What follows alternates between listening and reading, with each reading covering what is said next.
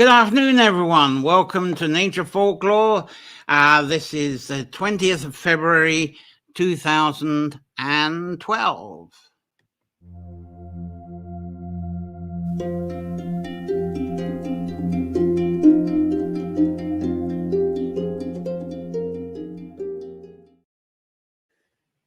Right now, I'm 10 years later from what I introduced myself. Thank you, you early joiners, for joining me here for the weekly time of exploring nature-centered folklore and connecting this with your favorite sanctuary space and expressing your inspired visions from your sanctuary through your poetry, writing, arts, craft, and problem solving.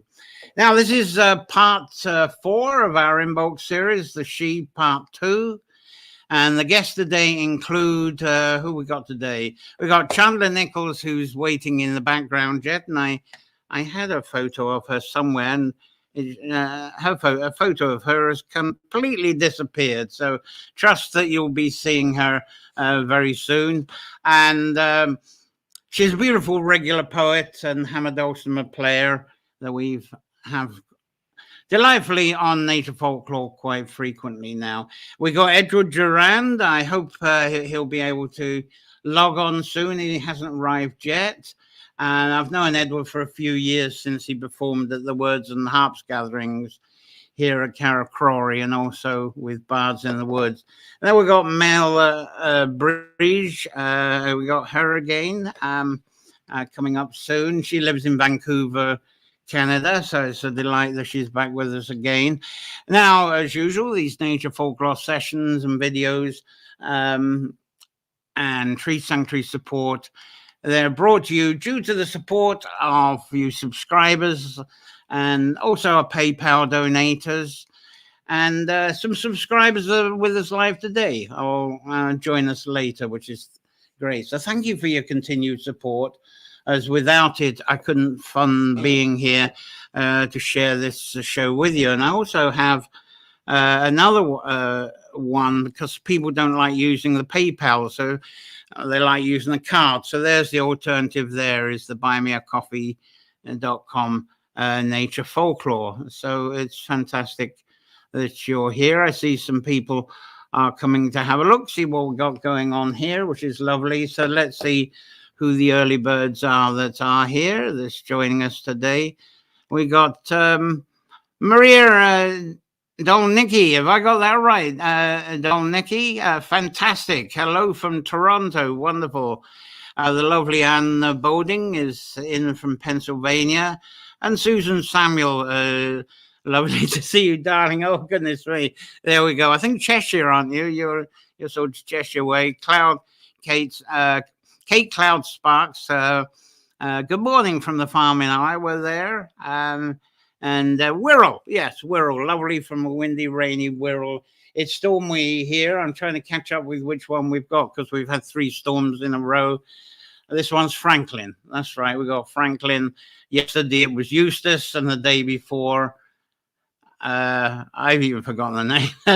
I know excuse me. I know by next week we'll probably have Gracie. I think is it Gracie the next one? There's quite a load of storms, bang, bang, bang, one after another. And Kimberly there. Good morning from our catamaran on BVI. She says there. And so lovely that you're with us. So better get on, because this is going to be quite a.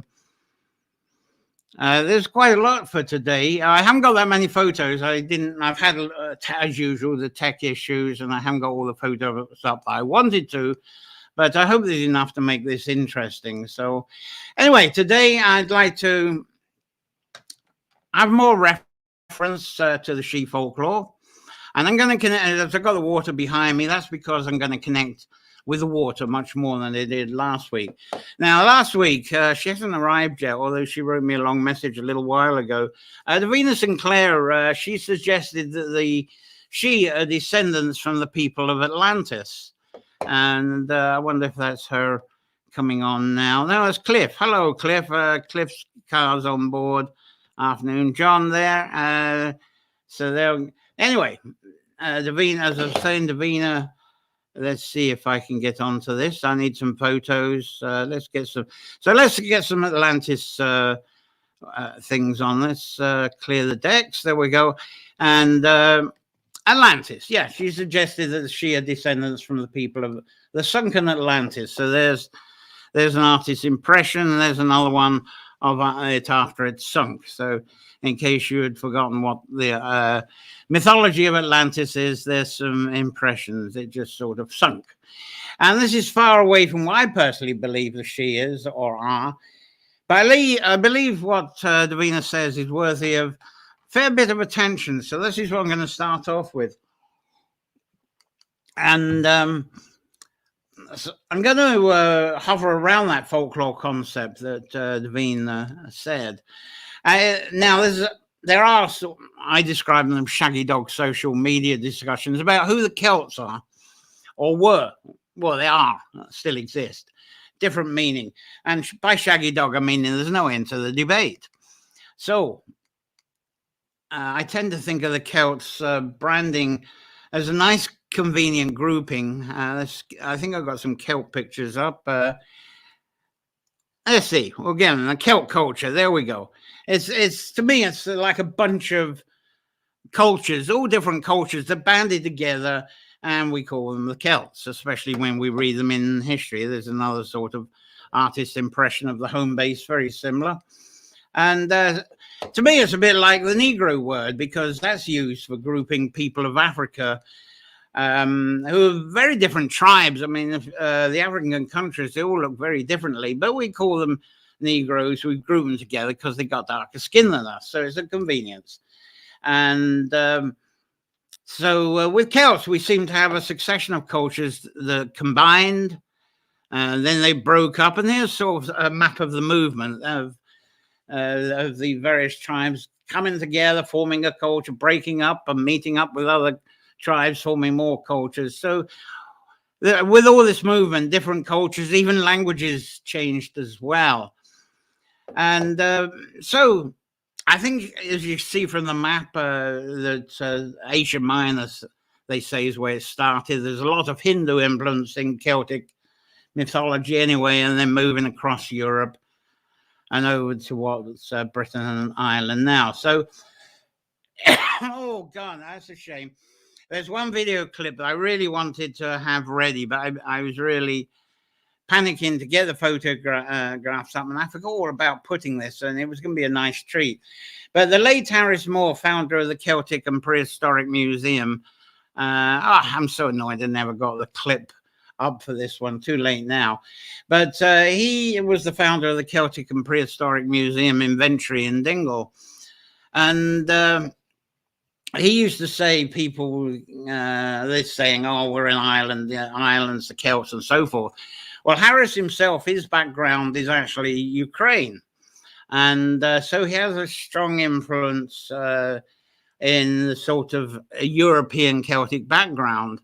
And I forget what the tribe is called that was Ukraine anyway. His ancestry goes into that. But he said, Ireland, he said, no, the Irish, they're not Celts. They haven't got the Celt ancestry. They're from Iberia. The DNA is Iberian. And of course, the group were very upset with this because they were on a pilgrimage. They were on their Celtic pilgrimage. And he said, the reason we have the Irish call themselves Celts now is for two reasons. The first is identity. And the second is just to say we're not fucking English. I wish I had the clip where he said that, because he said it a lot better than I just said anyway. So that was it. I spoke to someone about this yesterday also, and he came up with a great point saying that it's the tough survival of the old languages. It doesn't matter about DNA anymore, was his argument. It's the old languages that's holding together the Celtic identity now. And of course, Ireland's truly within that. And so the Celtic identity and unity, I suppose you would say, is no longer about ancestral DNA.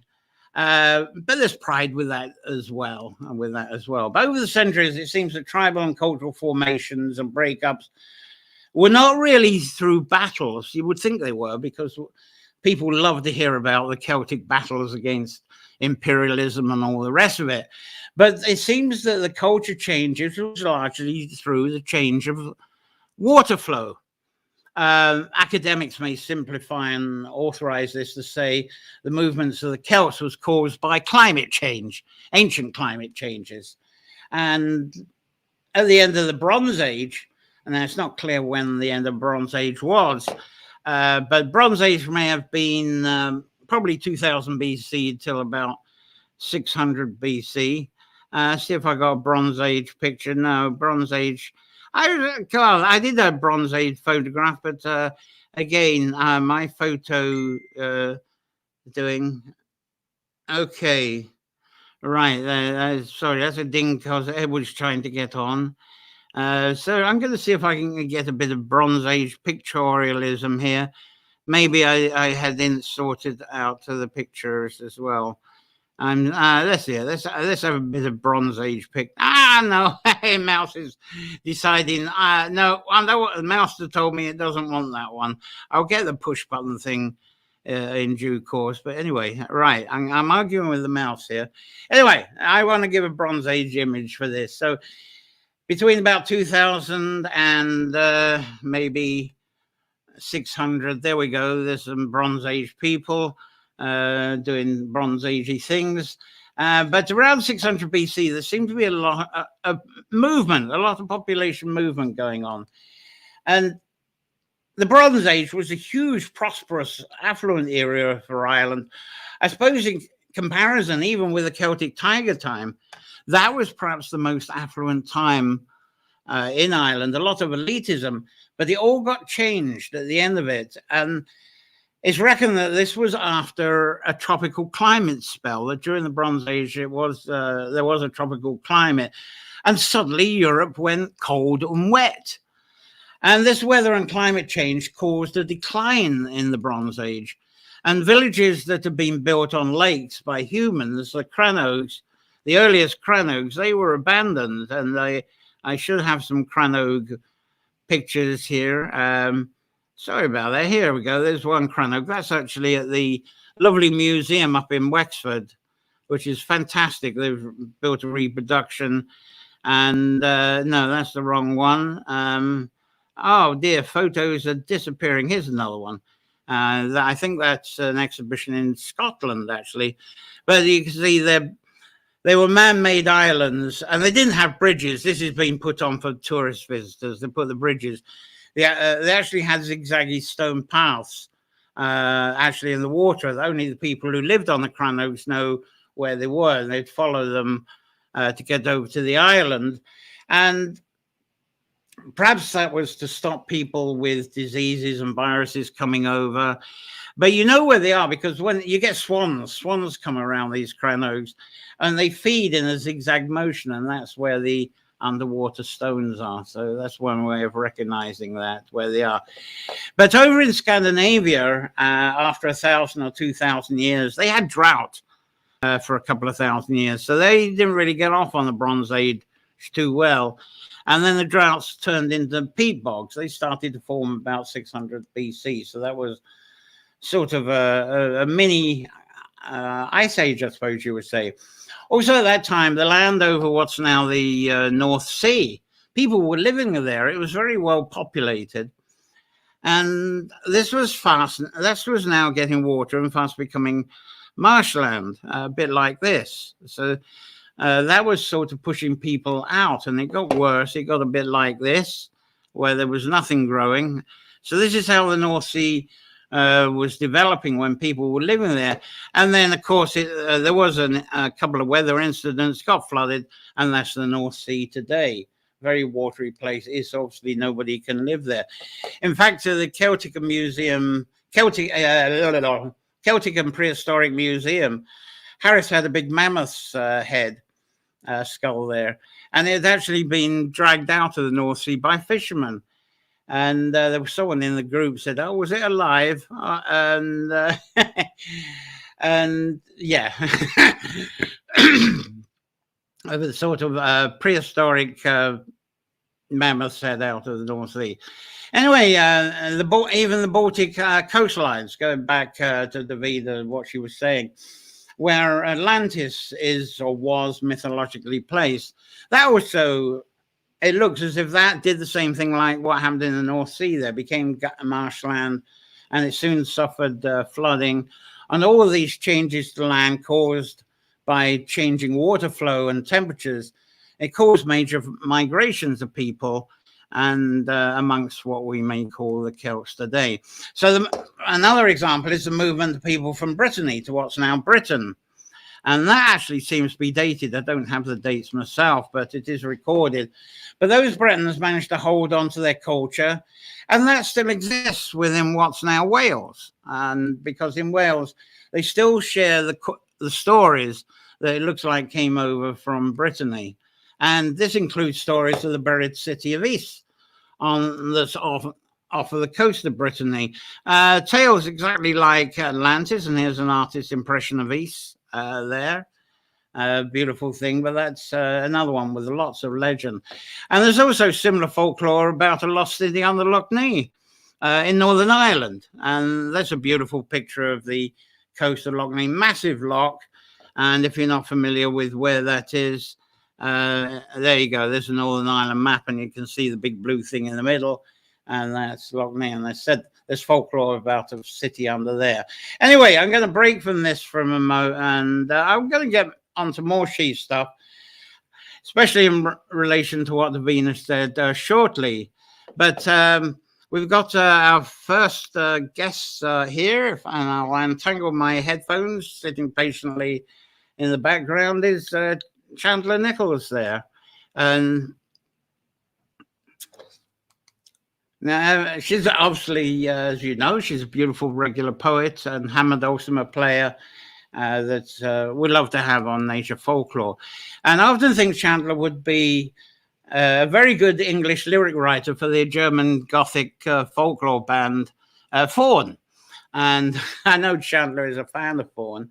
But last week, Chandler posted her painting of the Shinakshi, the fairy fox. And here we are. And she was asking people on social media, can you suggest a name? So put it in the comments if you can suggest a name for Chandler's fairy fox there. Anyway, I hope she don't mind me showing that one. And that was inspired by a poem I'm sure Chandler shared with us last year. She put it up on Facebook, and I recognized hearing it somewhere, somehow. Anyway, let's introduce you to Chandler. Good morning there, Chandler. Good morning. Great, and you've got some lovely treats for us today, which is fantastic. I've been looking forward to it all week, of course. How's things where you are? Alabama, is it? You're on towards the mountains of Alabama? We're a bit away from the mountains. In fact, we just had some tornadic activity this past week, which was good fun back in the shelter, but we're all safe, and it's a beautiful sunny day today. So I'm grateful for that. Good. Yeah, we're battling with the winds, and I'm just hoping, oops, something's happened here on my screen. You've totally disappeared. All right, let's get you back. There we go. Yeah, as I say, quite stormy, so I'm just hoping the internet will stay up and the electric stay up. Anyway, can you introduce what you've got for us today? Of course, and thank you for having me and for sharing my artwork. I hope it's rather lovely, folks. So the poem I'd like to share today, of course, is in theme of the she, which is one of my favorite sessions on here. I love the fairy folklore. So this poem actually stemmed from a dream, as most of my writing does, and it's written in the perspective of a fae, of a she. So rather than from our human perspective, so in this dream, this she was going through the forest, and the poem is kind of telling the story of perhaps one of the proposed origins of the she. So I do hope you enjoy. Scale on she. Time, the master poet, hath carved our name in legend's stone, of they, the vanquishers, of we, the fae, magical beings and sea-born spirits, or simply Milesians into a day. Perhaps it was when they banished us underground. We did not descend alive, but to that sparkling earth bound, we interred our bones, in that earth we once tilled, to become the stars in the stones. And upon our descent, we ascended to our next life in the other world, taking on the aspect of all creatures we have been. The wisdoms of our past lives unfurled in a tapestry of ancient poetry and music of divine instruments that to mortals sound profound and unearthly. It follows thus that in those thin times and thin places, we emerge from our earthen tombs to feel mortal light upon our faces and indulge in the woodlands and waterways once more, dancing in the breeze and streams, rattling leaves resting on the forest floor. We became the earth, the workings of the gods, veiling our magic from the mortal realm, prudently bestowing our gifts abroad. 'Twas on a solstice eve I pranced upon the hooves of fawn, elegantly throw the wood, a crown of antlers upon my head, with sight of wolf and grace of dawn. On painted wings of corvid ebony, I soared into the bowers, lost in some distant memory. Or perhaps it was an imagined dream, for visions such as these are never as they seem. A trembling through the forest, my vixen ears twitched and trembled to locate the curious chorus. Lo, who could it be? A human girl with polished black shoes and stockings on her feet. A human girl, neither to be blessed or cursed by my she magic, yet I was not to be seen. Her hair was the color of the forest she traversed, and in that earthly countenance, rosy cheeks broadened with the grin when she caught me in my dance. Frozen eye, like wintered trees, small hands reached for my crown and grasped my painted antlers. She pulled my head down. Climbing swiftly up the tree, like the startled doe, I escaped and bounded, scuttling and scratching my way up the bark to be free. Again I flew on the wings of the owl, disappearing into the canopy above, a multi-dimensional realm between the worlds where I could safely prowl. Away from the eyes of mortals, away, away, I flew into the night, taking the form of the hare, leaping into the moonlit portal between the standing stones in the grove, the star in the stone, of rowan and apple and hawthorn, that sacred copse that could guide me home. Ah, incredible. As usual. Yeah, let's see. Let's get you here. Yeah, that was a real treat again. So thank you for coming on live. And My pleasure. hopefully we'll have you back when we're in the tree season, because I we've hope got 5 weeks so. of tree season. So yeah, have a wonderful day in the sunshine while you can. And thank you again. Oh, lovely. So that was Chandler Nichols again, and a treat to have. And now we got Davina has arrived. Davina is yes. Good morning. We're actually in the middle of continuing what you said last week, Davina, about the she being descended from the people of Atlantis. So I'm in the middle of that. So I'm sure you'll enjoy that after the show if you go back to the beginning and see what's been said so far. And Cliff enjoyed that. Beautiful story, Chandler. And Andrea Rose Wood, good morning, joining from Eastern Florida.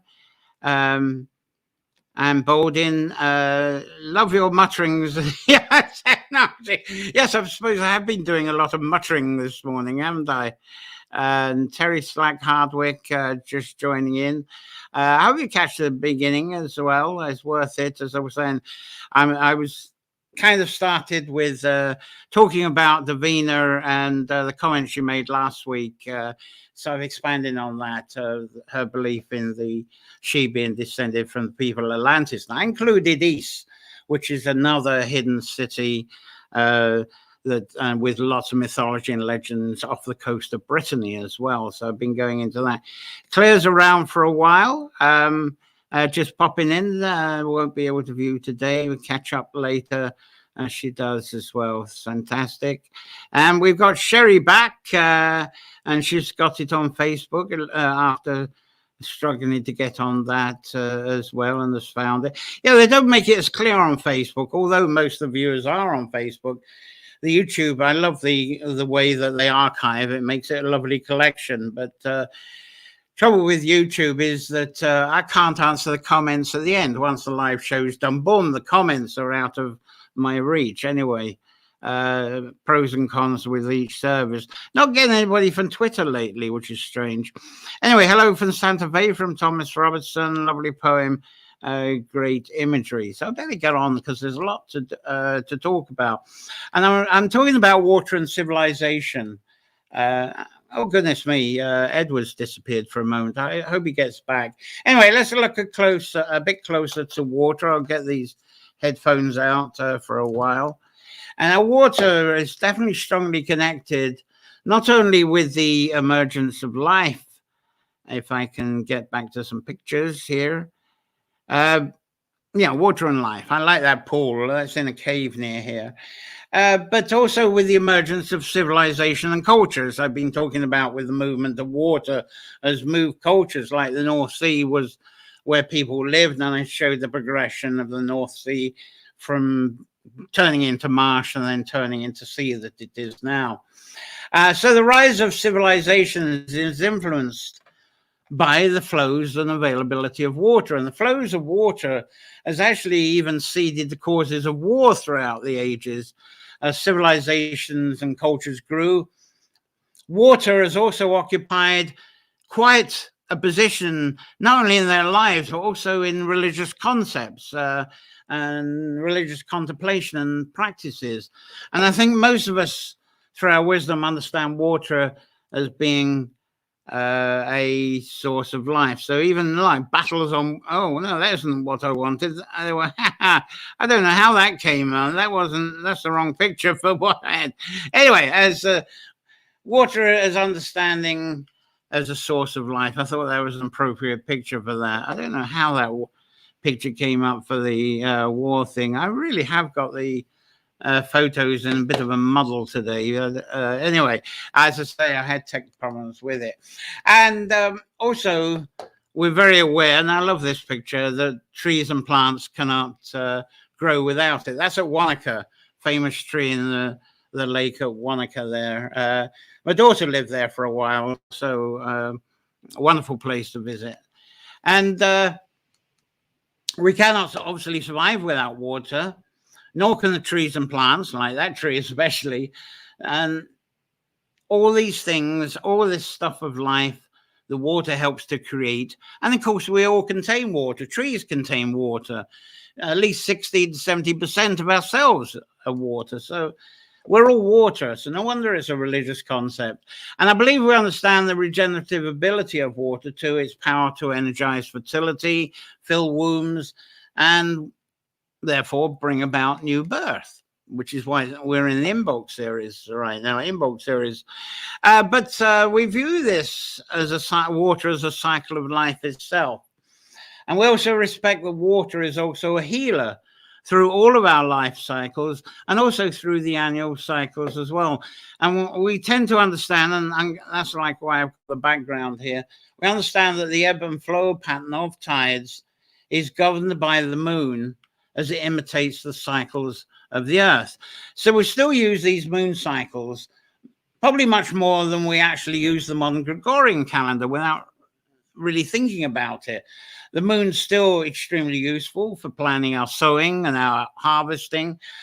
Through the moon, we can gather when the soil is going to start warming up. It's a good time for seeding, and also for when we do the harvesting. But of course, most people are growing with polytunnels now, so maybe the moon calendar has been thrown out. But if you don't have a polytunnel, I don't, the moon position tends to become still quite important.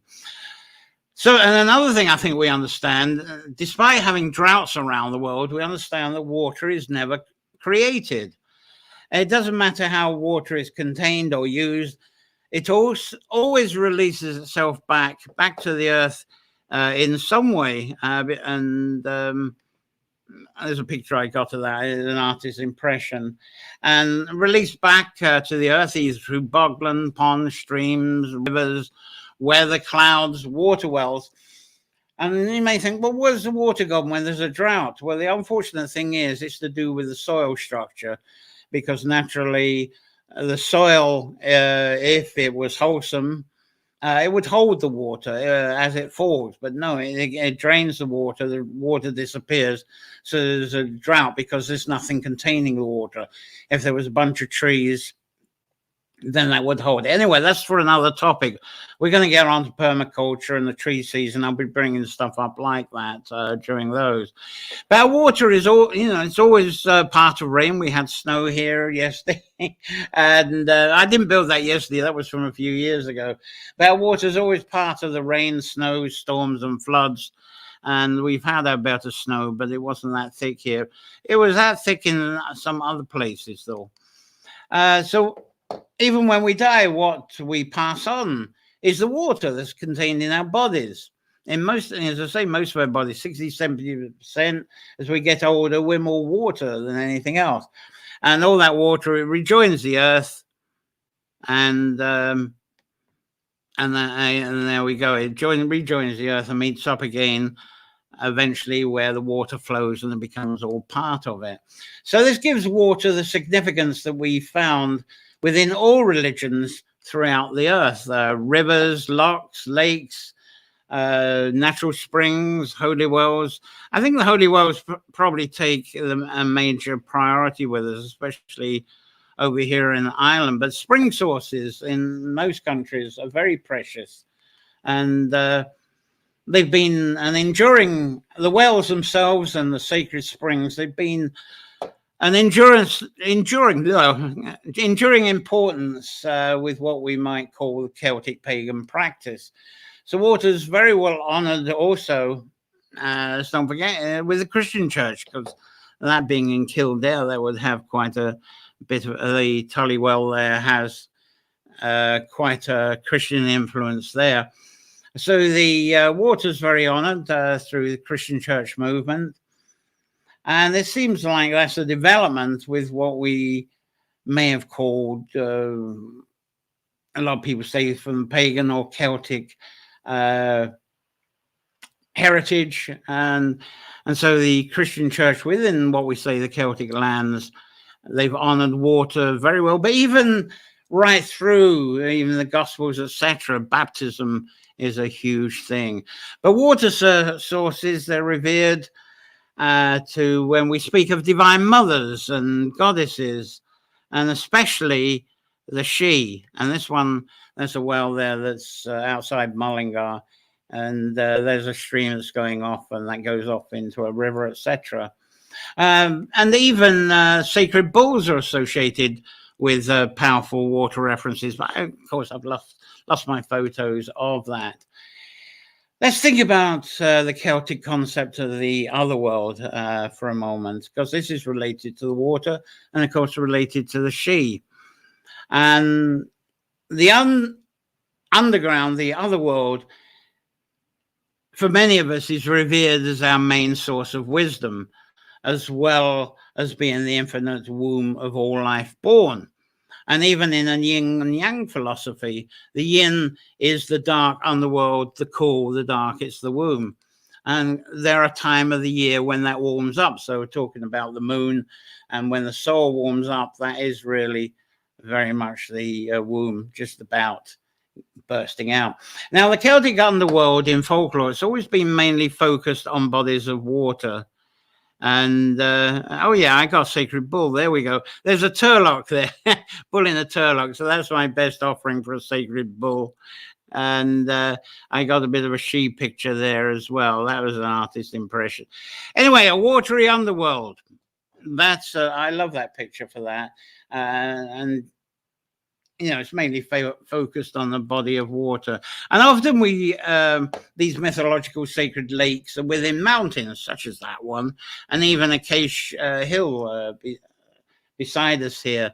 There's a lot of stories around that one, which I tell on the nature folklore anyway. But sometimes these other worlds are told of as being realms below the surface, like that one, but also below the seas as well. And from these other worlds, we hear stories that even tell of gods that they rise up out of these as animals.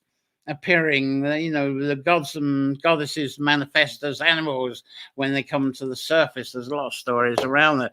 There's stories of gods and goddesses that assume animal shapes, such as wolves, horses, even great birds like eagles. And I did have one or two, as I say, here's an animal goddess. I don't know what the heck that is, but that's an artist's impression of an animal god coming out of the water. Not very clear, is it? Anyway, perhaps the most common and best known god or goddess identification is the salmon, and the salmon with its infinite wisdom. So let's think about the description of hazelnuts of knowledge. It's a shame that I can't actually perform on Call the Hazel today, so I'll skip that one and use that for another time. But stories do tell of hazelnuts being eaten by the salmon, and that's how they become the hazel of wisdom. And there you go. There's an artist's impression. There's a salmon grabbing the falling hazels there. And after the salmon eat the nuts, it says that they release bubbles. And I don't think those bubbles are fish farts, but are bubbles of mystic inspiration. And it said they pop in our face. These bubbles, they come up, pop into our face, and that enchants us. Now, there's the story of Shannon, flowing from Conneller's Well as a popular storytelling subject. And the story tells of the 9 hazels of Crimmel, the sage. And so you got these hazel trees that were planted by Crimmel the sage, and they're dropping their nuts, the hazelnut fruits, under the well. And there the nuts absorb the power of the magic spells due to the absorbing of the dark mist of the wizardry from the water from the well. Now, when a cluster of hazelnuts is ripe, they fall down into the well, and from the bottom of the well, the salmon eats them. So here's another salmon eating picture. And so that's what the story tells. And it says that from the juice of the hazelnuts eaten by the salmon, that's what forms the mystic bubbles. And the bubbles then flow along the stream that flow from the spring of the well. Now, most stories of Shannon today tell of her catching the salmon of knowledge and then cooking it up and eating it. That's the most popular storyteller thing. And I want to change my background for a moment on this, because have I got something? No, I don't have anything salmony. I thought I had a nice salmony background. Okay, we'll just go to Lochs instead. So we'll have that one. Anyway, that's what I was saying. The most common is the story of Shannon actually eating the salmon, even though she was forbidden to do so. But there's a lesser story told of Shannon actually drinking the mystic bubbles from the stream rather than eating the salmon fish. And when she absorbed all these bubbles, her physical body was then drowned by them, and her own spirit water was released from her body, and she was rejoined with the she through the water again. And as she of the goddess is told that Shannon is always flowing with the river that today we know of as the Shannon. So that's the smaller story of that. Anyway, going back to Davina Sinclair's suggestion that she come from the sunken Atlantis, I feel that the story there is similar. The Atlantis story could be similar to that Shannon story. And that's how the Atlanteans rejoined the she and are with us today. Now, to me, that makes sense with how I associate the she anyway. But so rejoining us through the water, but not as ancestral individuals by my own belief, but as a whole energy of life. So that perhaps, having that energy of life, perhaps that is capable of serving as memories of ancestral individuals. But I personally don't believe in the individuals actually being present in the water, but the water capable of transferring the memories to us. Now, there's certainly the folklore of the East, that there's something of that line that's told through that, the lost land off of Brittany, as I was saying, that's now a very rich part of Welsh folklore. So now I'm going to break again for a moment and pass you over. Let's see if he's in the studio. Edward, let's see if we've got you on. Edward's trying to get video to me, and I said, be bold and come live. Let's see if this works. We got guest Edward Durand. I've known Edward a few years now, since he performed at the Words and Harps Gathering and the Bards in the Woods. And today, Edward's very active with two groups. There's Permabillet Sligo, who and the people there help each other with their permaculture gardens and teach each other. And it's a great social crack, of course it is. And also the Antuanoa, the new tribe. They get together in evenings and they share poems, songs, chants, ceremony, and share food. Bit similar to like our words and harps and bards in the woods. So he's keeping that tradition going with a bunch of people as well, which is fabulous. And through all this, Edward keeps his poetry flowing, which is very good. So let's see if we can get Edward in with us. Let's try this. How you doing there, Edward? There he is. Hi, John. Yeah, How good you to be doing? here.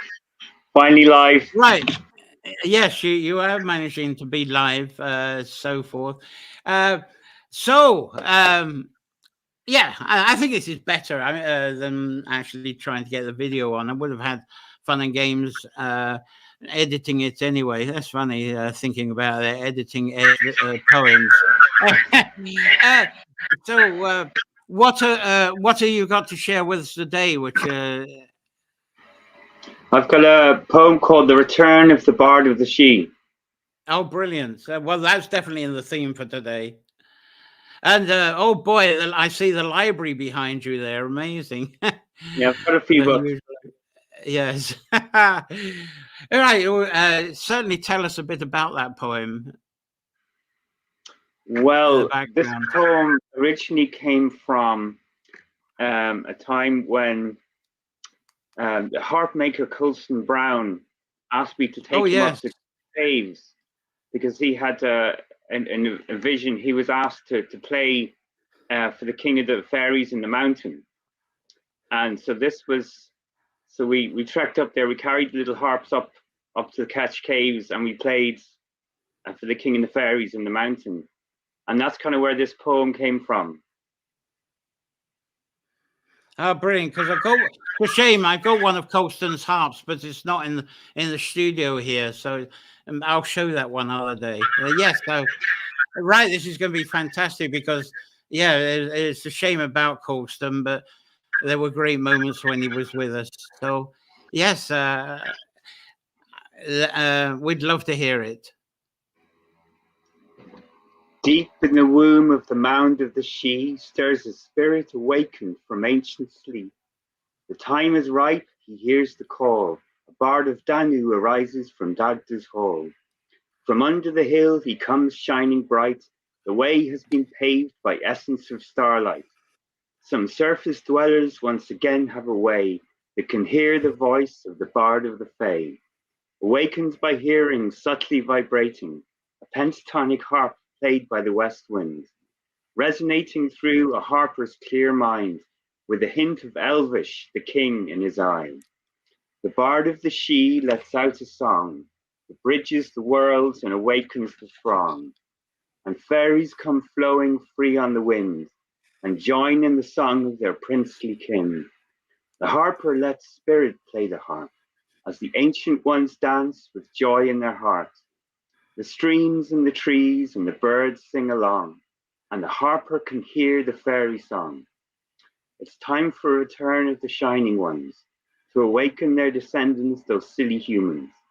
The veil between worlds becomes so thin, you can't tell where one ends and one begins. Oh, absolutely amazing. All right, boy, that's all bringing back the old times again as well. I'm glad you came live. This is much nicer than if you had sent a video, which is fabulous. And of course, the way that you open that up, saying it inspired when you were on a walk with Colston, you can, if people knew Colston, one or two watching would know, would be able to relate to that. But yeah, that was fantastic, Edward. And it looks like things are going very well with the other gatherings you're doing.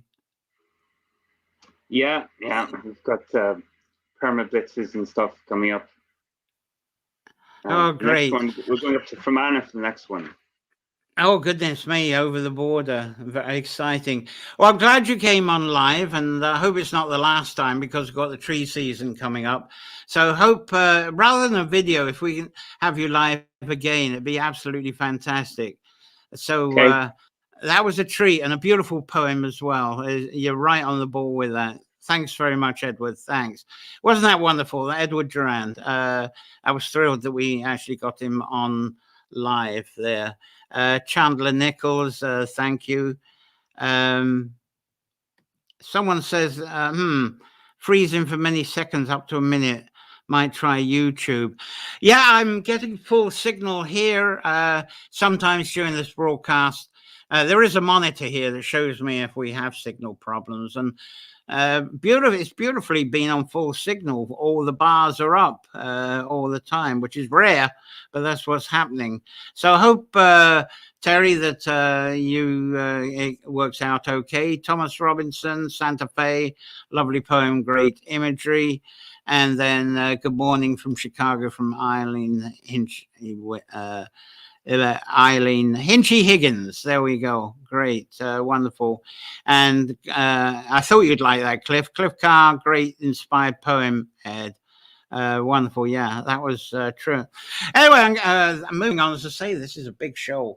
And I think I'll talk about the origins of lakes and rivers a bit, because I've always loved lakes and rivers stories. And the Book of Invasions, the Liber Garbala Aaron, is probably the earliest history book of Ireland. And one of the things it refers to is what translates as lake bursts. And this includes the sudden appearance of a new lake. And these stories often include the burial of a hero. These lakes appeared and some hero gets buried by the water. And we got an example of that with Loch Key. I'm not going to tell the full story of it because of time constraints, but this is the Loch Key that we've got, Loch Key Forest Park. It's a huge place that comes around. Here's an old postcard from there. And this is said to have originated as being the burial place of Key, who was a very visionary druid, very much a poetic druid, and very much with a vision of bringing all the poets together to this area, this Loch Key. Even Yeats picked up on that, and there's a castle, Folly, in the middle of Loch Key, and Yeats had a dream to bring the poets of Ireland to make it the headquarters of the creativity of Ireland. But this visionary druid Key, way back, would have been, I don't know, 400, 500 AD, the time of just pre-Columcille, around Bridget's time would have been around. And I think there's a conversion story, I'm not sure. But anyway, he said he got buried. But the thing is, Loch Key's been around a lot longer than that, so that's just a sort of legend. Anyway, moving on, the Dishingus that was scribed around the tongue twisting. The Dinshinkas. It was scribed around the 15th around the 15th century, and includes some origins of river stories as well. But those poems in that scribing is very much in a patriarchal style. And it had to be, because that was the only way that scribing got approved by the church at that time, by the 15th century. But one story included the drowning of Bowen, the goddess of the river Boyne. And it was a similar story to Shannon. She drowned in her own sacred waters. And Bowen, she went to the secret well, which was, this isn't the actual place, but gives some imagery. She went to a well within the fairy mound of Necton, and she wanted to test the well's power. So she walked in circles from the right to left, anti-clockwise. She did that 3 times. And apparently that's not the way you do it. When you actually come to a body of water, very much the Christian way is when you do your Hail Marys and Our Fathers, you're supposed to walk around in a clockwise direction as you say those. But oh no, Bowen was, let's go anti-clockwise. And through not doing as she was told sort of thing, so this must be a semi-Christian story. 3 water waves leapt up out of the well, and it covered Bowen in water. And the waves had such a force that they ripped away her thigh, one of her hands, and one of her eyes. And then the current force of the water washed her down the river, seawards, right to the estuary, out there near Drogheda. And as she approached the sea, she drowned, and then she swam back up the Boyne, what's now the Boyne, to rejoin the Sidhe, just like Shannon did. So there's a similar story with Bowen. It's worth looking up.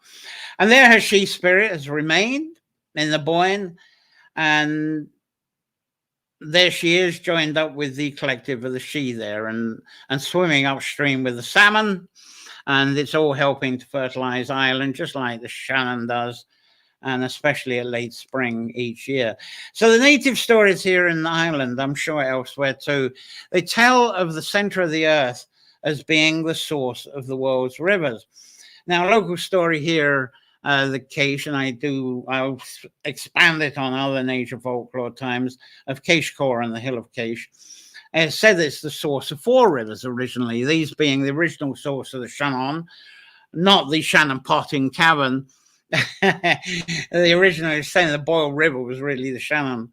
And there's also the Groine that goes off to the east, the Breege, which goes off to the west, and the Unshin, which actually is worth noting because it's said to be the only river in Ireland that flows up to the north. And the story I'll tell you another time, especially serpent stories, because it said the rivers were formed by serpents coming out from the water within the Caish Hill and wiggling along, carving out the place for the water to flow. Then when it's Imbolc and the womb breaks, all the waters each year would break out and flow down the river. That's the base of the story. Now, the Hill of Ushnick, that's more grander. It's now in Westmeath. And there are stories there of an ancient event, much more dramatic than the Caish one. And because I say more dramatic, because from there, 12 chief rivers started in the same way. Now, a quick version of that story is that during the council assembly there on the Hill of Ushnick, Dermot, the son of Kerbal, you'll have to look up those names, but while they were in council, a great hailstorm fell upon their gathering. And as the hail melted, and we can relate to that in the last couple of days here, there was flooding. And the pressure of that flood pushed out the 12 chief river streams that then flowed all over Ireland. And through those streams, there was water from the earth, water from the womb of the earth. It's nourished and fertilized Ireland forever. All thanks to that council. And of course, the story was later Christianized, and it was attributed to St. Kieran. It said that he performed a miracle to end a long drought that Ireland had been under, which they said was due to the spells of the Druids. Of course, that's the way that story has to be told, in a Christian sort of way. So anyway, I've got another guest. We'll get on to our next guest, Mail Breege. We've had her before. She lives in Vancouver, Canada, left the Orthodox Church young to become an atheist, of all things. And then through a personal calling towards women's spirituality, she started looking into Wicca. She was drawn from Wicca into paganism in general, and into earth devotion, water devotion, etc. And through the 80s, she was very connected to a sense of calling to just one goddess, and that happened to be Bridget. And she liked the spelling of Brigit best, so that was the one she ended up using. Now, during Imbolc 1993, she grouped with some other women friends, and they call themselves the Daughters of the Flame. And to this day, they've kept a stream of flames going through candles, lanterns, and their hearth fires. And then in 2004, she started a blog, Bridget's Sparkling Flame. And 2015 launched her book, Stone on the Belly. It was a poetry blog because at that time she was recovering from cancer and got into writing the poetry then. And a year later, the blog was so popular that Mel found herself hosting courses on Bridget and doing presentations and conferences. So she really got into that and was kind of out and about. And here's the book that she came out with not too long ago, Sun Among the Stars, which is a Bridget Violin devotional. So I got mail. She's got a couple of poems she sent to me, which for Imbolc, and I think they're very appropriate. They actually are on video this time, so we'll get through these. And so there's Mail Breeze here. I don't think she's on with us today, but here are her poems here, and they're out on video, one after another. And she introduces, they're self-explanatory. Cleana's Wave. So imagine young Cleana, woman of the children of Donna, primrose yellow hair, skin as white and fluid as the cream that rests atop the jar, and twice so sweet. There she stands in the land of youth. Manannan's iridescent cloak ripples from horizon to horizon, and in the distance, there he sits on his faint and rocky throne. Here the mead is headier, here the men are fine, here the swine die nightly and spring up lively in the morn. There is no mine, no thine. Each stream slips clear and icy, aglint with fishy fins and speckled backs, reflecting tangled hazel limbs, gay with leaves, heavy with nuts, and the cuckoo calls its promise to the land. Imagine Cleana, grasping the hand of her forbidden human lover, Quiveen of the curling locks. She steps onto the backs of Manannan's horses. Borne on crests of waves, she escapes this magic land, arriving spent and soothed on Erin's shore. Dear Cleana, never before away from her mother's house, she embraces Quiveen, strokes him. I will rest, she says, and in the failing light she sinks upon a stone. Picture Cleana. Quiveen stands beside the rock. Water comes to rest in growing pools at their feet. The mighty sun grows weak as it is pulled beneath the waves, and the rumble of Manannan's great cloak flapping in the scouring breeze falls empty on the ears of these two. He speaks. She smiles. Quiveen turns and finds his bow and sets up from the strand to Erin's bounteous forests, black and gravid in the night, and Cleana's eyes move slowly to the waves. There is music, faint as echoes, like stars of phosphorescence in the sand. It is familiar, and Cleana straightens, peers into the faces of the moving, questing waves. She is weary. She looks for Quiveen, glances at the darkened forest door. The music reaches, slips its long fingers in her breath, and lets her sigh, a weary sigh, lets her lean her head upon it, and softly sets her on the sand. Cleana. Oh, darling Cleana. As her lids settle quietly and her heart beats low and strong, the great wave gathers slowly, black on black and beaten gold. It builds and builds until, like one mighty hand, it leaves the sea and scoops her from the shore. Imagine Cleana. Poor Cleana, waking in the magic land once more, and far off, beyond the throne of Manannan, beyond the many, many horses cresting his black waves. Imagine Quiveen, returned, the brown-furred rabbit dangling from his hand.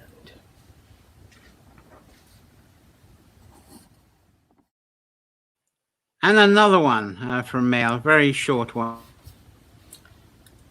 Song of Bridget. I am a currach riding deadly swells. strong, sure as a whale's back. Rest with me. I am a brook smoothly winding, slitting earth and rock. Drink of me. I am the sound of standing stones, the spear that halts destruction. Endure with me. Brandish me. Who holds the flame within the pool? Who invokes the poet's spark?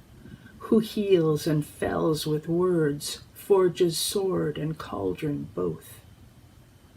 I am the fullness of life. Born of light, I wed the darkness. I am three, I am one, a wind-stripped cairn above the lake. Know my mystery. Stand with me. There we go. So Mail's book there, The Sun Among the Stars, it's available from just about anywhere you order books from, online and in bookshops. The publisher is Moon Books, a part of the John Hart Publishing, and that's based in Hampshire, UK.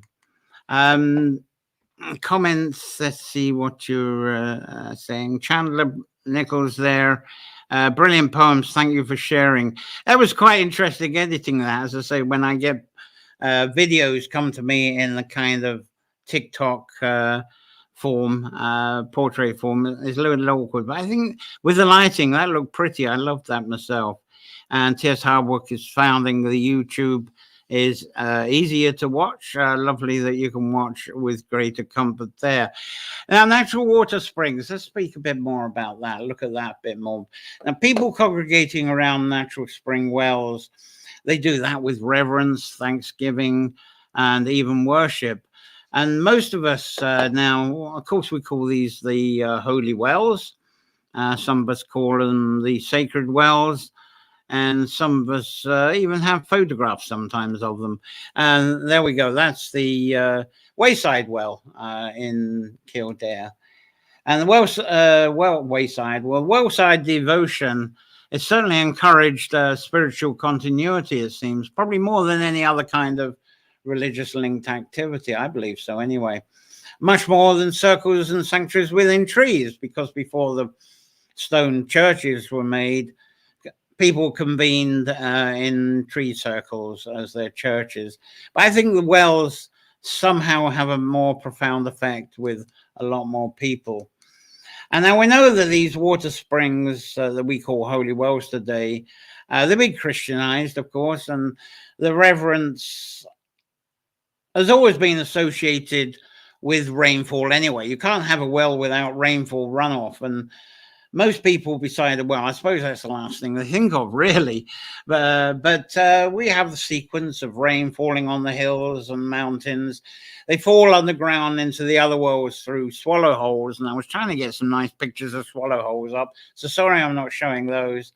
But most of these spring and holy wells have probably been personified in some way into the past, personified by local people according to their associations with local goddesses and gods. And then the Christian priest came along and replaced these references with saints. And they branded these saints onto some of these wells. Although a lot of the wells now are kind of reverting away from the saints and going back to the original references. It's good to see. I think that's happening with our local well more and more. But add to that, the life coming from these spring wells, the spring waters, they are associated with deities themselves in a way, the water is. So that also has become personified as individual characters, and even fairies. People talk of fairies coming out of the well, like cherubs and nymphs, that kind of stuff. So even after these Christians branded these wells with their saints, it seems within many local communities, they have managed to hold on to earlier ancestral connections that were there well before the saints came along. And those connections, we can call them the she, the fae, and the fairies today. Very much a strong connection with that she world, she energy, you might say, she presence. And I think that's what people feel around the wells. And a couple of times through the year, I talk about how women approach the wells for visions of different things, possibly for mates. And I think a lot of people look into the water hoping to see a face, hoping to get a vision and a response and a bit of a divination of where they stand at present, and even divination of where you're going. So looking to the she, looking to the fae, looking to the she world for guidance and for consultation. And the wells seem to be used a lot for that. And I think that's why there's such a strong reverence with that. So at some point, these gatherings around wells, they started to include ritual placements of offerings. I've heard in the earliest days, people would leave eggs, slices of bread, berries they'd collected, grains, and eventually woven crosses, because we're not long past the season of weaving the bridges crosses, are we? Now, the closest trees to these springs and wells, and I'm going to be talking about this in a few weeks' time more so, but they became revered and the offerings were placed and hung on these trees. And these trees then became known as she trees or fairy trees. And this is the sort of thing you'll get. Often they're hawthorn, sometimes they're ash, sometimes they're birch, sometimes they're holly, sometimes they're hazel. But hawthorn seems to be amongst the most popular. And as the personalized beings that we imagine, we also vision these personalized beings taking the offerings as a thank you from us. And in return, and it's still believed that they return us blessings of healing and protection when we do hang them, and the spirits come out of the trees. And so there is this connection of the water and the trees, and I'm going to be talking about that in the last episode of the tree season coming up. But today people place cloth fragments on the trees, cluties, rags, and all these items, they signify illness or disease of a loved one. And they're a prayer. They're placed as a prayer requesting healing. The request is said to come, if it's Christianized, from the Christ heart. But for a lot of people, they're requesting for the she, the presence of the she or the goddess, to come up through the tree, through the water, and to bring back that healing and blessing that's been asked for through the prayer. A very passionate ritual, and it's still very popular, still believed in. But sadly, you go to some of these fairy trees now, look what's being hung there. Quite ridiculous, some of them. There's CDs I've seen, there's plastic bags, plastic underwear even. It's really weird. And I think it's because people have lost their awareness of what the tradition, what the prayer tradition is by the well and with these trees, which is very sad. But our knowledge of the practices of gatherings at these spring wells is very patchy anyway, these days, I think. And so we tend to make them up by knitting together fragments of what we think we know. Some of us have been brought up with this, but others, it's been lost for several generations. So you knit work. A lot of people are knitting together what they read on or see on social media or on some websites and at some workshops they go to. So there's a whole new culture and tradition coming up, but I hope it goes back to the more natural appreciation that it was. But there is continuity of ritual by the wells, by these people. And I strongly believe when you're in these situations, you can actually pick up memories from these spaces, especially the natural springs, especially the natural wells, and especially if you've got heritage trees. A well near us has got ash trees that are hundreds of years old. And you feel, the spirits of that are with you. You really get the memories, because for thousands of years, human beings are congregated around these springs and around the wells. And I feel that they leave a signature, the passion of the prayer, the passion of connection. They're going to leave that signature. And I think we do pick that up. So we're really in union with not only our friends and family there, but that's definitely a spaces are picking up on ancestry, I believe. But many of us, we get very clear visions when this happens. And so we offer to use those visions as part of our shared rituals. Now, one of the first spring water and wellside rituals that I learned from the family as a child seems to have been sourced from an interpretation from the 19th century Celtic Romance writings, the Celtic Revival, as it's sometimes said. However, from ancient stone relics that are scattered around Ireland, at least this mythological folklore seems to be very real. Now, the ritual was or is that of what we call trial marriages. Now, this seems to be very abundant around early May, Beltane time, especially when the hawthorn blossom comes out. Now, many people have chosen sacred trees for added offerings, as I say, by the spring wells, been talking about that. And there we go. There's the hawthorn when it's in full flower, just in middle of May. And the initial blossom fragrance from that hawthorn flower blossoms is said to tease the wombs of women. So this is why trial marriage at this time is or was abundant then, because the fragrance teasing the wombs of women.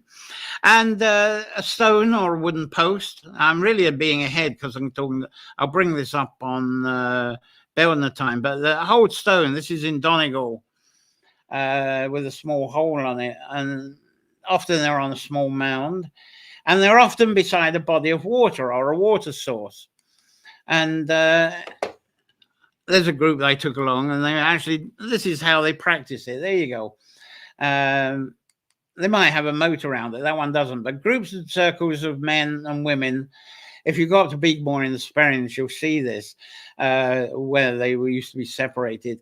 And they would try to catch each other's eyes and attention of each other. And to validate that association, one of the wooing couple will put their finger in the hole. And if they're mating, if they're attracted to each other, they both put their finger in the hole. Then they would just go off somewhere and do their thing. And if their mating produced a child, then there will be a celebration of that union.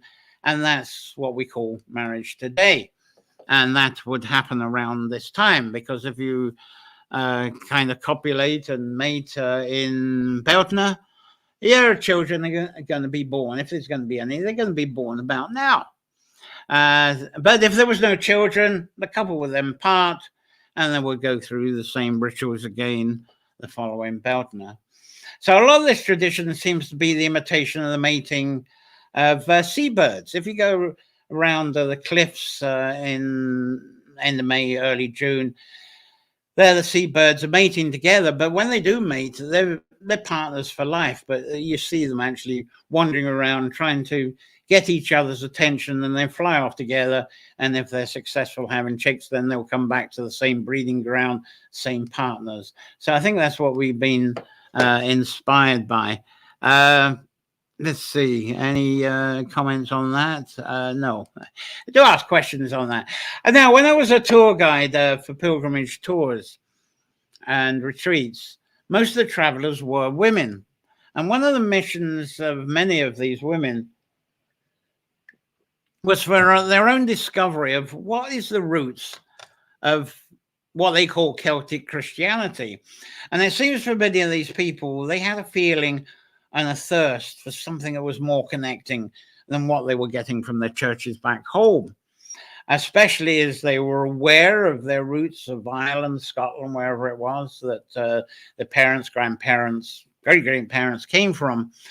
And they wanted to, they come here, people come here, and it's understandable, Australian people, Canadian people as well, looking for that ancestral connection that their current church-based upbringing doesn't do. And at the same time, many of these travelers, they're seeking for something that they feel is much more sustainable in their heart. At the same time, because they're familiar with the order and doctrine of the church, that's what they were brought up with, they're wanting much of that as well, but to be more connecting and wholesome and soul nourishing. They like the idea of the doctrine, but it's got to be more wholesome. And they feel that it goes right back into the heart of their origin. Now, one of the most awkward questions I got asked by these groups was, when did the Irish convert from paganism to Christianity? Some even asked me for the date. What was the date when pagans converted to Christianity? So my brief answer is, well, that conversion hasn't happened yet.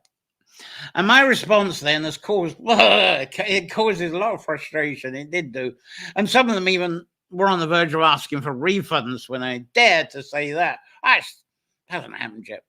Anyway, I do believe that when the first Gospels and Psalm readers and teachers came to what is now Ireland, they all had some kind of Roman heritage anyway, or at least Roman teaching. And I suspect they either all spoke Latin or they were local Gaelic speaking people who learned Latin. So some would have been born into the Gaelic culture and somehow managed to become scholars in Latin, maybe Greek as well. And that's enabled them to be part of the educational scholarly elite that could preach and teach. Now, I believe what happened then was the local peasants or the heathens, the pagans, whatever you like to call them, they did find these Gospels and Psalm stories from these elite scholars very fascinating. It was different, very refreshing compared to some of their own well-worn local stories. Now, I can imagine the stories of David being popular, and David and Goliath especially, and with the harp and the king, all those David popular, especially within the Psalms. I can imagine a huge popularity in the early Christian church times here. And but people would have integrated those stories that they were hearing from the Gospels and the Psalms with some of their own stories. There'd be a comparison going on because they would feel that these Gospels and Psalms would bring some of that into the local stories and liven them up a bit. Lewin Bala, for instance, and Dagda and his harp, the way that they were told, the way I hear them now, or the way I heard them in the 50s, very Christianized in a way. Maybe they've loosened up a bit now, but they tend to, you can hear some of the gospel stories crept into these local stories and elements, especially, say, the Lou, that in some of the Lou stories, it said that he threw a spear and they used a technique with a spear, with a leather thong that would make the spear thin, and for some reason the spear would travel further. But in some of the more recent stories I've heard, he didn't use a spear, he used a slingshot. Just like David. So you got integrations like that going on. So what I believe happened was people in the Gaelic culture became fascinated with the likes and the arrival of these teachings. People like Patrick. Patrick wasn't the only one. There was Kieran, there was Declan, there was Ibar, and various others that were teaching these Gospels and Psalms. And I think Patrick came to the fore because he was perhaps the most Romanized of all of them. And of course, the church would promote Patrick more than the others because he was more Latinized, more Romanized than the others. So, of course, he took the #1 pedestal. And I believe that's what happened with the stories of Christ as well. You got Jesus, Mary, and Joseph, but really we're talking about a larger family, if it was truth be known. Anyway, I believe these ancient Gaels became in awe of the concepts of the will of God and, of course, the deeds of David and Jesus lad, of course. But the people also needed to equate, understand, and blend all of this with their own very deep traditional connections, and even retain the obedience and rhythms and harmonies of the landscape and nature around them, the ones that were in association with the Sidhe and the Fairies. They can't lose that. So I believe that's what happens. So, yeah, bring us your stories. We can perhaps bring them into the stories we tell of our own past and make it more interesting.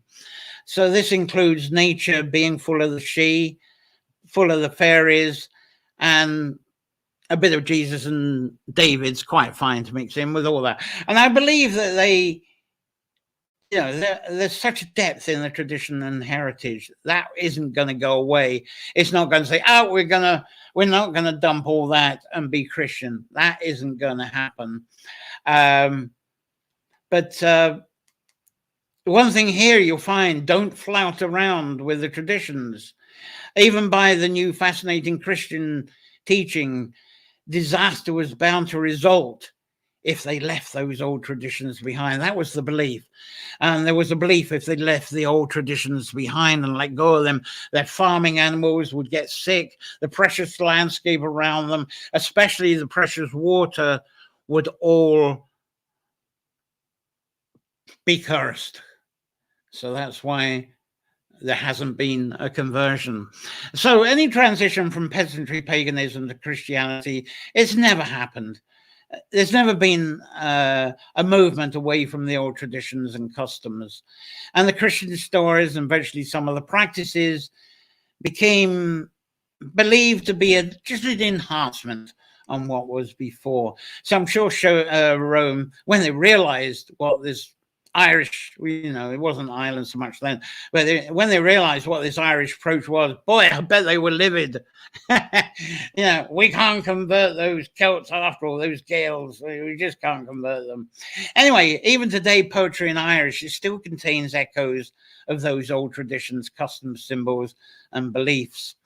And there's a poem by Michael O'Brien published in 1994, and it refers to the River Shannon, and it's quite close to how it's referred to in that 15th century Dinchenkus that I talked about, but I don't have a copy of that poem, unfortunately.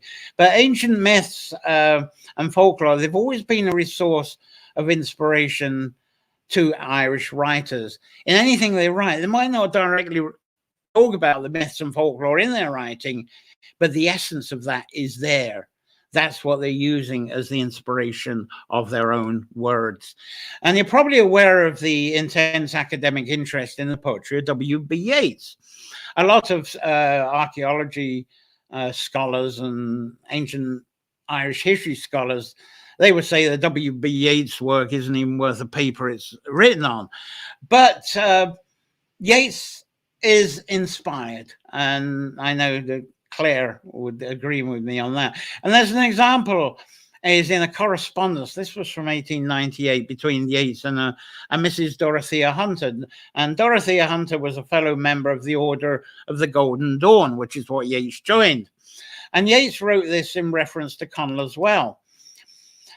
I've had a number of visions on the way home, and greatly extending the symbolism that we got tonight. The souls of ordinary people remain after death in the waters. And these waters become an organized world. And if you gather up the flames that come from the waters of the well, when the berries fall upon it, and make them into a flaming heart, you can explore the waters with this as a lamp. They are the waters of emotion and passion in which all but purified souls are entangled. These souls have the same relationship to our plan, while we are of our fixed material form, as the divine world of fluid fire has to the heroic world of fixed intellectual form. So there we go. The fire and the water is there in the divine world as the intellectual form that inspires us to our plan and our living. I think that's beautiful. And there's also some James Joyce approaches in literature to consider too. Again, I don't have any examples, but he was very connected to the symbolism of water as well. Now, I know I'm running extremely late. How are we doing? I'm probably making this the longest ever. No, we're not doing too bad. I hope you don't mind. Earlier I mentioned about water leaving our bodies and rejoining the water again when we pass on. And I'm going to do a little bit of self-promotion now. This is actually from my own Bathing in the Phase Breath book. I'm going to have to get the other books out. But here it goes. That's the cover of it. No, there isn't the cover. It's not coming up. Come on. It's not. Sorry. Oh, that's embarrassing. Ah, oh, that's annoying. No, it looks like it doesn't want to show my book. Oh well, just believe it does. It's funny. It shows it's showing. Oh, how annoying! I don't know. Anyway, it's I'm clicking it. Click, click, click, and oh, there it is. There it goes. Hey, at last. That's my Bathing in the Phase breath book, and this is Sleeping Awake. That's within that. It's very much my interpretation of our rejoining with the She again. When my spirit departs from my body, it will rejoin the river of spirit that flows not to any particular place, but to all places at the same time. My body will rejoin the earth and commune as one once again. A tree will be born from where my body has faded and melted from its unique singular vessel into an acceptance of letting go, no longer protecting what it does not own. What was my temple will now nourish another body again. The tree grows, holding and caring for another singular droplet of spirit, separated from that timeless river, to guide the tree into reaching out and sharing. From that tree, another living temple being will be nourished again, and the dance of dream and joy continues. And that's Sleeping Awake. And Claire has a beautiful tune to go with that, and it's a shame I haven't picked. One day we'll get the two of us together on that one. Anyway, that was Sleeping Awake, which is on that. I saw the cover. Eventually got up, didn't it? Looking good this morning, John. Fairies and Angels, cousin. Sandra Parker there, brilliant. And Chandler, brilliant poems. Thanks for sharing. So fabulous. Right, I also want to talk a little about nearby Loch Ness. I hope you don't mind me going a little extra on that, because this is a local story from this week. I'm not going to repeat the story of Bala and Lou, their confrontation that happened there, but this loch is a dramatic turlock. And let's see, I think I managed to get one or two pictures up of this somewhere. There must be something. I must have one or two. There we go. Loch Ness. Right here. No, I'll go one or two, but not the one I wanted. Anyway, it fills up and then empties sometimes. And when this Loch Ness empties, Loch Ness is Lake of the Eye. See that big hole there? The dates when this empties is quite significant. They include when Hitler became Chancellor of Germany, when Margaret Thatcher became a leader of the UK Tory party, and when the scandaled Irish Taoiseach Charles Haughey died. Boy, that was the biggest one I've noticed, because when it's empty, as I say, you can see the hole. And storytellers say that that's where Bala's burning eye fell. And one local guy, he said, look, there's Bala's eye there.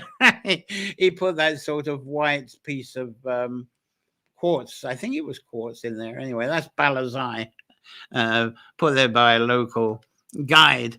Unfortunately, he's not with us anymore. But usually when Loch Ness empties, it's just for a week or so. But after the death of Charles Haughey, the loch remained drained for about 4 months. And then what happened was a pasture started growing. Look, it's cracking up there. And that grass started growing up. And as it dried, those cracks, they sort of joined up. It became like soil. And I couldn't find my pictures, but it turned into a whole pasture. Unfortunately, this is some of the loch with pasture. And those cows, they could actually graze on that where the loch was. And this is the first time this had happened, that it was long enough gone. The whole loch disappeared.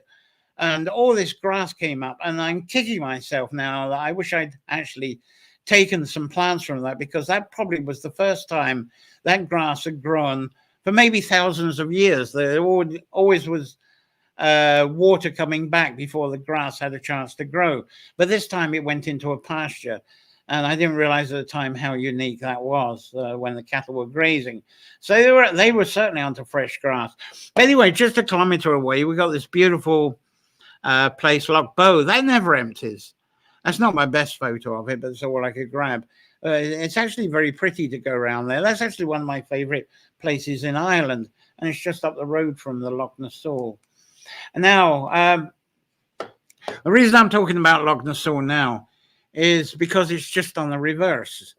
And it's despite Ireland being unusually dry, it's been very dry in Ireland for a few months now. It hasn't been it hasn't continued the reputation of always raining. It's been very dry. But despite being dry and having a winter drought, Loch Nassau actually overflowed. And if I can show you what's happened, look at that. That's a regular height. Now you can actually see above that shore at the distance. You see those hedges there. That's a road, and even where I'm looking is a road as well. What happened has happened. The water has risen way up to where I'm standing here, way up to the road over there, and the roads they're flooded over. It's actually done the complete reverse, and the roads have had to be closed. And I did ask the local people, because I can't drive at the moment, unfortunately, so I couldn't just pop over there. Next week I will be allowed to drive, but I couldn't at the moment. So I asked local people, could you please take some photographs and send them to me for the show? But unfortunately nobody did. But I don't think this overflowing has ever happened before. After it was since the overflow, we've actually had a lot of rain and wind. So it was done things in reverse. That Loch Nassau is a constant mystery, I tell you. Anyway, so now you'll just have to imagine what it's like. Now, Martin Byrne came up with this. This is a lovely shot from his drone, Martin Byrne of Carrickeel.com. And that's a lovely shot of when Loch Nassau is empty. Now, look at that whole brown stuff there. The water came up and it overflowed beyond where it's all brown there, right into the green. It overflowed into the green. And you can actually see Loch Bow as well, that's next to it in that picture. So that's a lovely drone shot from Martin Byrne. Anyway, I'm going to conclude this. I'd like to suggest that the Irish and wider Celtic myths, folklore, and traditions that do have a deep connection with water, and a lot of them do, regard that as our life energy, because I'm saying that life energy is a lack of a better word. Some of you might say spirit energy. Now, one interesting task, I think, is to track down the naming of rivers. Find out what their names are. Find out what their older names were. We got one interesting one here, not far away, and it's now boringly known as the Shannon Waterway. I haven't got photos, but the reason it's called the Shannon Waterway is it connects the River Shannon with Loch Earn, and boats can go along it. There are lochs, and it's beautiful to take a boat along. But not long back, much of this was known as the Woodford River. And before it was the Woodford River, it was the Groyne River. And there's a lot of folklore around here about Groyne, especially for the summer harvest. So that inspires us and draws a closer connection to the river when we understand the name. And certainly by thinking of it as Groyne, there's much more we can vision from that than we can from it being called the Shannon Waterway. I don't think the Shannon Waterway could inspire us very much. Anyway, most of all, where there's water, it's so worth trying to connect to any fragment of folklore that's connected to that water and the space around it, especially folklore talking of the water being used as an outlet of the life-giving she, and especially at this Imbolc time of the birth of spring. But so really, that's all I've got on the she and the birth of spring this year. I hope you've enjoyed this series. As I mentioned at the start of these sessions, this is all, it helps me with the subscriptions through the Patreon, which is there. And for the people who don't like going through the PayPal, I now have the no, I don't anymore. The Buy Me a Coffee Woodland Bard. The banner has disappeared. Never mind, I'll have that up next time. It's Buy Me a Coffee. I just got the banner going for some reason. There we go. Right. Nature Folklore sessions. Anyway, thank you, subscribers. It helps me cover some of the monthly subscriptions that I have to pay each month to keep this on the air.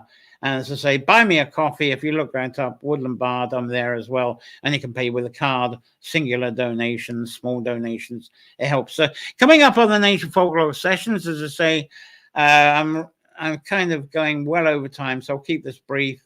And next week, 27th of February, is going to be the start of a 5-week series called Tree Season, 5 Sundays. And I'm going to kick off with Orm trees. And there's a Tree Season banner. I haven't got the Orm up. There you go. All you need is trees. And so I'm not going to explain much about the next season. I'll talk about more what's coming up next Sunday to tell you about the season more over the 5 Sundays. And there's Davina, we enjoyed. Thank you for doing the Sunday sessions. And Sandra's hand to sign off as well. Right, this has been a long session. Thank you again. Amazing guests we had, didn't we? With Chandler Nichols, Edward Durand, and Mail Bridge. And if you're watching the broadcast as an archive, please keep your comments going, because I do return from time to time to answer those comments, the live ones and the later ones. So you can subscribe to, with the bell icons on YouTube, and it'll give you the details each week, what's coming up each Sunday. And so enjoy a wonderful, safe week. Hooray for tree season, says Chandler there somewhere. There it comes. It's coming up. And thank you, Cliff. You like that? Brilliant, John. Thank you, all the guests, too. And we enjoyed it. Thanks for doing the Sunday sessions. Thank you, Davina, for that. So certainly until next Sunday, everybody play well and be inspired well. And I think that's all I got. So bye-bye. Thank you very much for holding on and watching. Bye-bye to everyone.